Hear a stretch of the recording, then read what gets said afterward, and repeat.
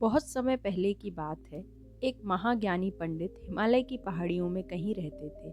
लोगों के बीच रहकर वह थक चुके थे और अब ईश्वर भक्ति करते हुए एक सादा जीवन व्यतीत करना चाहते थे। लेकिन उनकी प्रसिद्धि इतनी थी कि लोग दुर्गम पहाड़ियों, सकरे रास्तों, नदी झरनों को पार करके भी उनसे मिलना चाहते थे। लोगों का मानना था कि ये विद्वान उनकी हर समस्या का समाधान कर सकता है। इस बार भी कुछ लोग ढूंढते हुए उसकी कुटिया तक आ पहुंचे। पंडित जी ने उन्हें इंतजार करने के लिए कहा।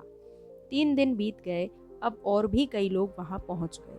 जब लोगों के लिए जगह कम पड़ने लगी तब पंडित जी बोले, आज मैं आप सभी के प्रश्नों का उत्तर दूंगा, पर आपको वचन देना होगा कि यहाँ से जाने के बाद आप किसी और से इस स्थान के बारे में चर्चा नहीं करेंगे, ताकि आज के बाद मैं एकांत में रहकर अपनी साधना कर सकूं। चलिए अपनी अपनी समस्या बताइए।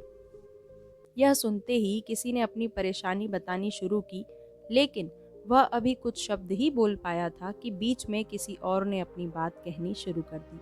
सभी जानते थे कि आज के बाद उन्हें कभी पंडित जी से बात करने का मौका नहीं मिलेगा, इसलिए वे सब जल्दी से जल्दी अपनी बात रखना चाहते थे।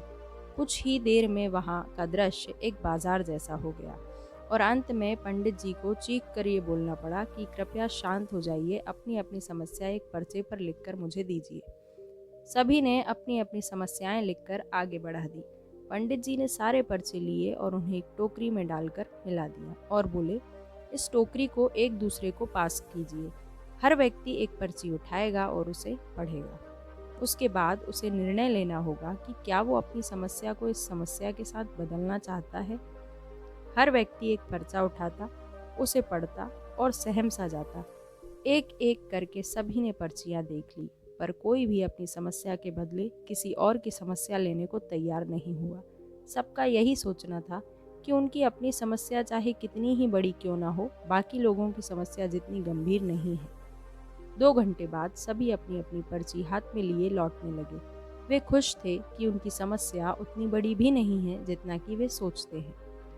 दोस्तों, ऐसा कौन होगा जिसकी लाइफ में कोई प्रॉब्लम ना हो? हम सभी के जीवन में समस्याएं हैं। हमें इस बात को स्वीकार करना चाहिए कि जीवन है तो छोटी बड़ी समस्याएं आती ही रहेंगी। हमारी समस्या सबसे बड़ी नहीं है। यकीन मानिए, दुनिया में ऐसे कई लोग हैं जिनके पास इतनी बड़ी बड़ी समस्याएं हैं, लेकिन फिर भी वो कभी भी हार नहीं मानते हैं।